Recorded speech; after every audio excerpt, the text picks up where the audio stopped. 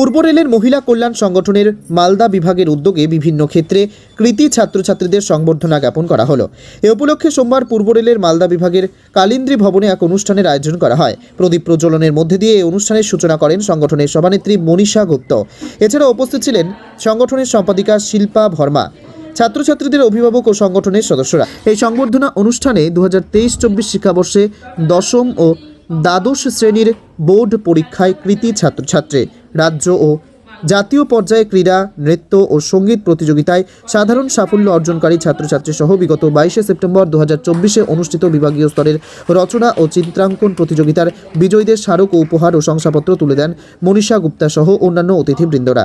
অনুষ্ঠানে মালদা বিভাগের group C এবং গ্রুপ ডি শ্রেণীর রেলকর্মীদের সন্তানদের মধ্যে 41 জন ছাত্রছাত্রীকে সংবর্ধিত করা হয়। পরিশেষে সংগঠনের সভানেত্রী মনীষা গুপ্তা তার অনুপ্রেরণামূলক বক্তব্যের মাধ্যমে শিক্ষাক্ষেত্রে ও সহশিক্ষামূলক কার্যক্রমে আরও উন্নতি করার জন্য ছাত্রছাত্রীদের উৎসাহিত করেন। পূর্ব রেলের মহিলা কল্যাণ সংগঠনের এই উদ্যোগ রেলকর্মীদের সন্তানদের শিক্ষাগত ও অতিরিক্ত কার্যক্রমের উৎকর্ষতা বৃদ্ধির লক্ষ্যে উৎসাহ প্রদান করে, যা ভবিষ্যতে তাদের সাফল্যের ভিত আরও শক্তিশালী করবে বলে তিনি জানান।